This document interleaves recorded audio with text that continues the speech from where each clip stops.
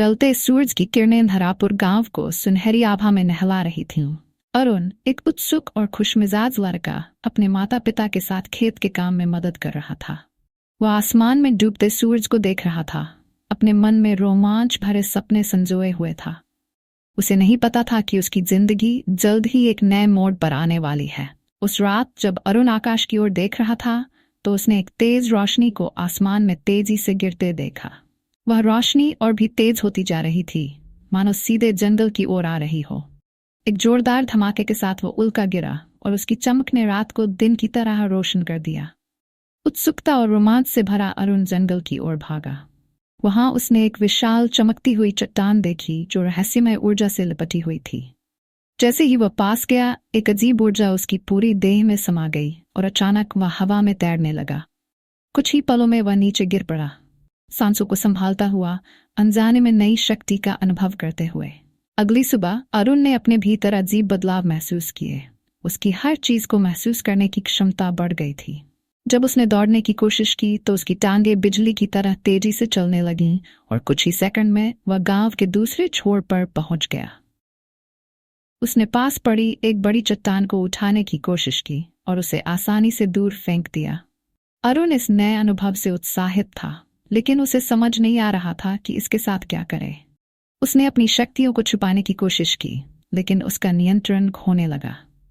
गांव वाले उसकी हरकतों को नोटिस करने लगे और उसके बारे में खानाफूसी करने लगे। कुछ लोगों ने उसे अजीब और खतरनाक मान लिया और उससे दूरी बनाने लगे। अपने गांव वालों की दूरी और संदेह से परेशान अरुण जंगल की ओर चला गया। वहां उसकी मुलाकात एक बूढ़े साधु से हुई जो जंगल में एक छोटी सी कुटिया में अकेले रहते थे। साधु ने अरुण के चेहरे पर चिंता देखी और उसे बैठने का निमंत्रण दिया। अरुण ने अपने दिल की बात साधु को बताई और अपनी अजीब शक्तियों का जिक्र किया। साधु ने ध्यान से सुना और मुस्कुराते हुए बोले, शक्ति आग की तरह है पुत्र, ये नाश कर सकती है या सुरक्षा दे सकती है। ये इस पर निर्भर करता है कि तुम इसका उपयोग कैसे करते हो।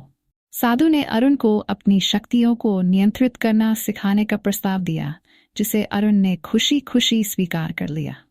आने वाले हफ्तों में अरुण ने हर सुबह साधु के साथ अपनी शक्तियों पर नियंत्रण करने का अभ्यास किया। साधु ने उसे धैर्य, ध्यान और आत्मनियंत्रण का महत्व समझाया। धीरे धीरे अरुण ने अपनी गति को नियंत्रित करना और चीजों को सावधानी से उठाना सीख लिया। वह अपने आप में अधिक आत्मविश्वास महसूस करने लगा। अरुण के गांव लौटते ही एक भयानक तूफान ने पूरे गांव को घेर लिया। भारी बारिश और भूस्खलन के कारण रास्ते बंद हो गए और नदी में बाढ़ आ गई, जिससे खेत और घर तबाह होने लगे। गांव में लोग डर से भागने लगे, बच्चों ने रोना शुरू कर दिया और हर कोई अपनी जान बचाने की कोशिश कर रहा था। अरुण का दिल तेजी से धड़कने लगा। उसे समझ आ गया कि ये उसके लिए अपनी शक्तियों का उपयोग करके अपने लोगों की मदद करने का अवसर था। साधु के शब्दों को याद करते हुए उसने गहरी सांस ली और गांव में लोगों की मदद करने के लिए दौड़ पड़ा। अपनी अद्वितीय गति का उपयोग करते हुए अरुण ने बच्चों और बुजुर्गों को ऊंचाई पर सुरक्षित पहुंचाया। उसने बाढ़ के बीच गांव वालों को शरण दिलाई। अपनी असाधारण ताकत के सहारे उसने बड़े बड़े पेड़ों और पत्थरों को रास्ते से हटाकर रास्ते साफ किए। जब उसने देखा कि नदी का पानी तेजी से गांव में घुस रहा है, तो उसने तुरंत आसपास नहरें खोदकर पानी को दूर कर दिया, जिससे खेत और गांव बचे रहे। उसकी सुनने और महसूस करने की क्षमता बढ़ी हुई थी, जिससे वह फंसे हुए लोगों की मदद के लिए उनकी आवाजें सुनकर पहुंच जाता। गांव वाले हैरान थे और गर्व से देख रहे थे कि कैसे एक साधारण सा लड़का, जिसे वे डरते थे, उनकी रक्षा के लिए किसी नायक की तरह खड़ा था। अगले कुछ दिनों में अरुण ने अपने गांव की फिर से बसाने में मदद की। वह पड़ोसी गांवों से भोजन, पानी और दवाइयां लाने के लिए दौड़ता, कुछ ही मिनटों में वापस लौट आता। उसने घरों को बनाने, रास्तों को साफ करने और सभी की जरूरतें पूरी करने में मदद की। गांव के लोग अब उसे नायक के रूप में देखने लगे थे और उन सबके दिल में उसके प्रति आदर का भाव जाग उठा।